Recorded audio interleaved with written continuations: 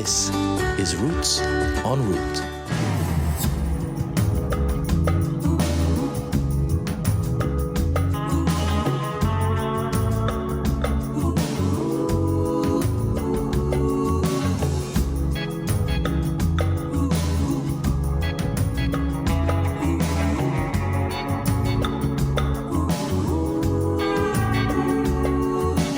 Hi, Claudette. Hi, Cherk. Thank you very much for the invite to be here You're quite welcome. as your guest. My pleasure. Hi, David. Hi, Good morning, good morning. and thanks for the lovely stay. Oh, you're absolutely welcome. But first of all, I would like to tell you that I'm happy to also have made your acquaintance. My roots, I was born in Anguilla. My mother was an Anguillan native. My dad is from St. Maarten, and the La Vegas have a long family history of being on St. Maarten. They're a traditional St. Maarten family. Well, it started with having sisters, two sisters who moved here long before I did. And I used to visit them from Antigua and got to like the place for what it offered. There's a casual freeness, movement, having the ability to go to the French side and live on the Dutch side. All of that was unique, and I liked it. When I was 3, my grandmother, who lived on Aruba and who had my older sister living with her, decided to send for my sister and I. I went then to Aruba, where I met my grandmother for the first time, my elder sister for the first time, because I didn't remember her. And we stayed with my grandmother for a number of years. In the meantime, my mom, after a while, she had gotten married and she moved to Aruba as well. After there was this whole laying off, they call it, people were let go in Aruba and Curacao. Things started to pick up where tourism was concerned on St. Maarten, and a whole number of persons came back to St. Maarten with their children, of course, to live on St. Maarten and build their homes because they had gathered, they had saved their money. And even though we were on Aruba, St. Maarten always was referred to as home. They always used to call it home when I would hear them, the big people talking.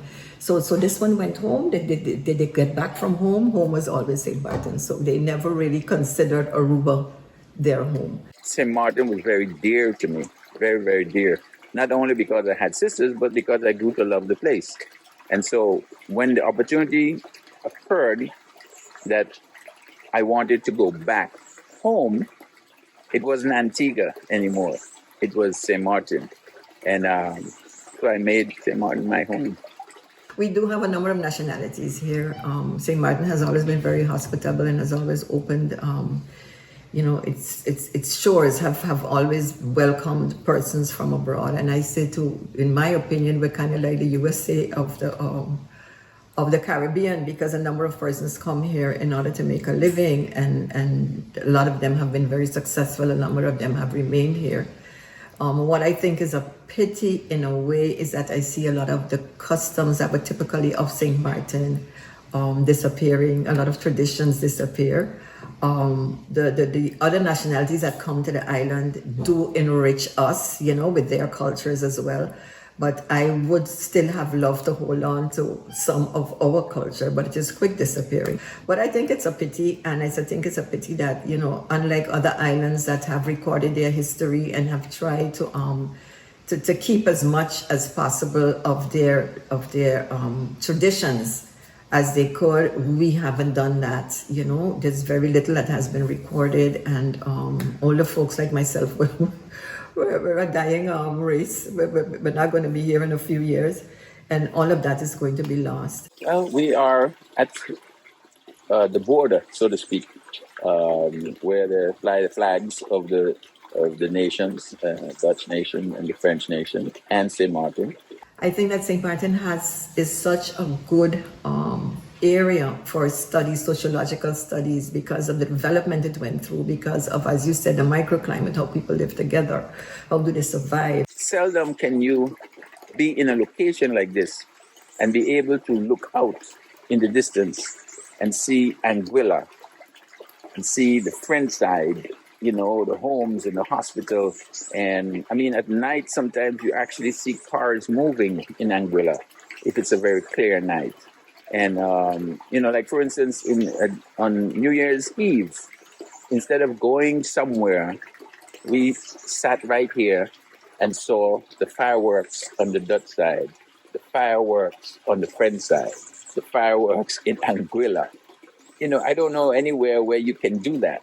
And we went from one side of the property to the other side and saw all of that going on.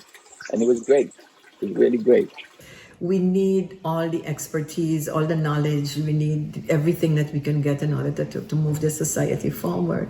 Get persons to recount some stories, from those days, and to record them, and to have them for posterity, for the future generations. And I remember days when things were done in a better way, and when things happened quicker, when they had to be remedied, and that's throughout both sides. That's not just on the Dutch side or on the French side, because Saint Maarten is an island, one island. Who made it two? That's the question. Who made it two? It's just one island, and people have lived here, and their descendants. They had their offsprings. They had children and whatnot. They were just told, on the French side, that side, but it's one island, one people. My hope is in the youth, is in the young persons, and I think that they can change it with the right youngsters being in control and taking over the leadership on this island. I'm sure that things are going to change, in the positive. But with the young people, I really enjoyed working with them. It was refreshing. It was just a wonderful experience that I would have not wanted to have missed. It took a lot of sacrifice. It drained me completely because it became my passion. It became my life.